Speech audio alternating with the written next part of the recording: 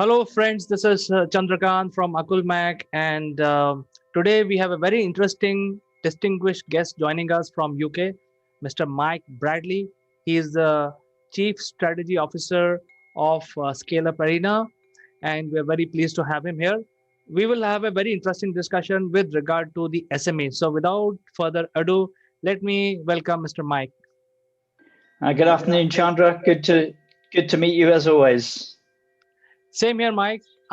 Today, we would like to discuss how ScaleUpArena, which is a global organization, can help the SME sector because SME is now becoming quite stressed at this point in time because of the pandemic, and how ScaleUpArena can help the SMEs to find new sources of revenue. Reach new horizons. By all means. So, do you want me to say? Yeah. Have you got a question for me on that one? Yes. Kickoff question.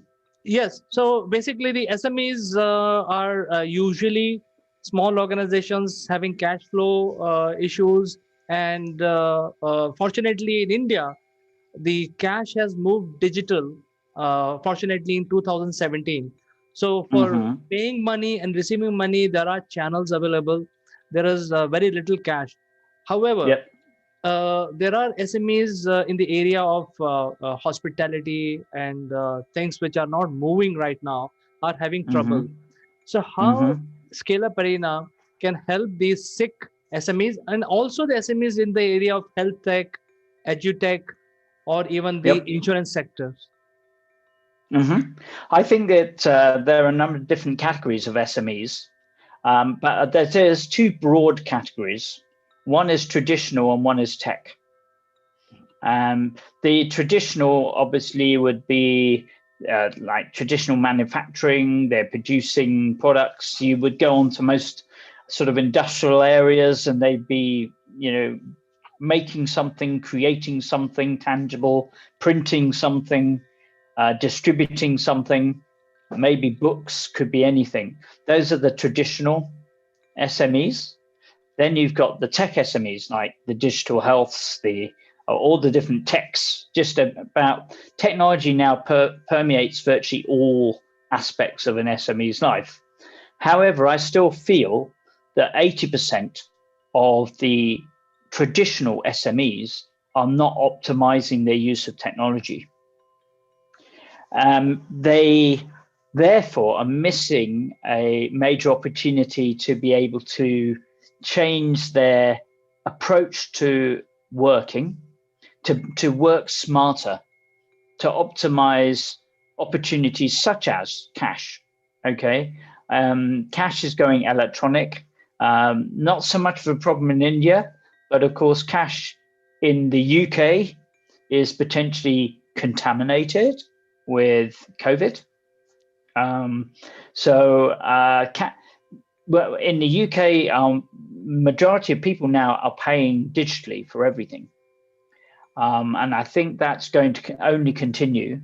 The interesting aspect on that, I think Elon Musk, Tesla has just bought, is it $1.5 billion worth of Bitcoin, which is a different form of transaction and cash that I don't think is going to affect the SMEs per se. But so you've got these two sort of types of SME. Then, of course, there's always the classification. How big is an SME? I always tend to think of an SME as less than 100 employees. I think if you look at the top end, the larger, medium-sized SMEs, then sometimes that gets pushed up to a count of 250. But I think the majority, I believe the majority of global companies are in the SME less than 100 employee section. So they are really important to the global economies across the world. So I think there's lots of opportunities, particularly around digital, for them moving forwards. Right. So I think the classification of SME is the same for Indians as well. Mhm, Anything which is in the range of 300 to 100 employee is considered the small and medium enterprise. And anything mhm. below that is also SME, but there are different categories as per the legal definition of SMEs. However, Correct. Yep. how the people in India who are in this bracket, even the startups, can leverage Mm. ScaleUpArena to reach out Yep. the global clientele. I think that is something that we are very eager to hear from you. Absolutely. Yes, I think this is a very interesting change in this new normal post-COVID world, because it used to be very difficult for traditional SMEs to trade globally because the time and the cost requirement of trading globally meant a small company had to invest considerable resource to access global markets. And now, of course, for example, ourselves, we are thousands of kilometers, miles apart, and yet here we are discussing and trading together across two amazing continents. So that opportunity is available to all SMEs who have access to a mobile phone. I could talk to somebody in Agra from the south coast of England, or someone from the north of Scandinavia can talk to someone in Sydney. So that is a major opportunity, and I think the onset, and I've been in the sort of collaboration, online conferencing and communication market for 15 years now, and basically the change that has enabled people to communicate remotely is huge. And so you can have virtual exhibitions, you can have webinars, you can have educational briefings, you can have web streaming, all of which enables people to reach the parts which were otherwise before the digital onset impossible to reach. So that is a huge opportunity for SMEs that we've got to embrace. And the way ScaleUpArena helps that is that we give an online global presence through the ecosystems for companies to work together, and removes the silos, it smashes the silos, it enables the gig workers to offer their services. Because one thing that's sure is that when companies are emerging, they have a shortage. They have a shortage of funds. They have a shortage of expertise. They have a shortage of time. They have a shortage of maybe even raw materials, a shortage of ability to deploy in a scalable form. And what we're providing with the ScaleUpArena environment is access to markets, access to funding, access to partnering and joint venturing, access even to M&A, access to training and education, and access to experts who can support these SMEs, not on a full-time basis, because in many cases they won't need that, but it will enable them to utilize these pillars, these core elements that are vital for growing in an online, digital, remote fashion. So there's a great opportunity to engage, and it doesn't matter where you engage from. All you've got to have is the motivation to want to access markets, to work together, to optimize support for each other. There's lots of ways that ScaleUpArena can help. The other important aspect is that we all know that the best way to get a sale is via a referral. So part of our engagement mechanism is that we have a referral mechanism so anybody can refer anybody else. So there's warm introductions across the site. Pre-digital, of course, we all used to go to a room in London or a room in Birmingham or a room in Delhi, and we'd all sit there and chat together, and that was all very good, and we'd all go away with an armful of business cards. there was no guarantees that we would actually be able to do anything afterwards. Whereas now there's the ability to interact there and then, and through the ScaleUpArena platform, do an immediate referral to one of the services, the experts, or for the reference for funding. And there's that immediacy to access and share somebody else's expertise and service with someone else that can make good use of it. So, sorry. You mentioned silos, and the ScaleUpArena is removing the silos. I think this is very interesting. The old method, which is pre-2020, was for the SMEs to become part of a forum, who will then have a relationship for, say, another forum in UK, and that is how the business was done. A forum to forum interaction, and then you have to join this forum. The buyers and sellers will join the forum on the UK side, and then the matchmaking will happen. So now the silos are broken with ScaleUpArena. You can directly join the group and directly refer the opportunities to others, and also find opportunities. I think that's the biggest advantage I Absolutely. think. I think you're right. One of the areas of ScaleUpArena, which is a great opportunity for large multinationals and large medium-sized companies across the globe, is to utilize to find a solution for your multinational area of the ScaleUpArena area, because without any cost, they can say, actually, I'm looking for this. They can go there, they can post that in, and we'll do a matchmake, because guarantee that there will be somebody out there that we know of or can access that will be able to supply that solution. A multinational can use that free of charge. So it's enabling SMEs to gain access to and promote and interact and deliver services into people that they would never otherwise have been able to reach. So that's an important aspect.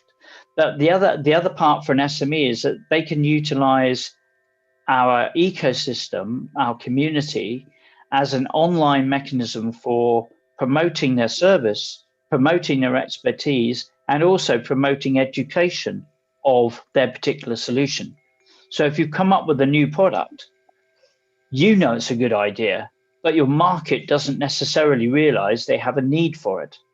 So you could use the briefing and webinar area of ScaleUpArena to put on an online virtual presentation available globally, which explains to prospective buyers why they need your product. It's not a sales pitch, it's an education to help people to recognize that they have a need for this solution now. Maybe take an example like robotics. 10 years ago, nobody would have thought about it. Now, there may be an occasion to use a certain type of robotics in a certain type of manufacturing environment. And you may have that solution. As an SME or a merge up or a scale up, you could actually present that, have the product on the showcase area. You can have their expertise as robotics experts in the expert advisor micro consulting area, but you could also have a briefing that says, anybody who's interested in finding out more about this robotic solution, come and find out what it is, why you need it, and how you can engage with us and we can support you. So it becomes more of an educational sell, less of a sort of hard on, you must buy my product, because some people don't realize they need it. Absolutely. So this is more of a consultative selling, which is winning mindshare. However, I have one question which is related to the big sale. And especially after the pandemic, most of the large projects are being floated by the government. And these are very huge RFPs. And usually SMEs do not qualify to even bid. Is there a possibility with ScaleUpArena where somehow you can bridge that gap, and these SMEs can team up together to bid and compete with the tier 1 companies? I certainly think there's an opportunity to do that, but and this is part of that smashing the silos area, because of course governments, and this the nice part about the community is that we welcome government to participate. We welcome quangos to get involved. We welcome large enterprises to get involved, bankers to get involved. We want people to interact and become part of the community, because otherwise the government will continue to go back to the big suppliers. They will get probably an overpriced because of the overhead cost associated with supplying through a big company.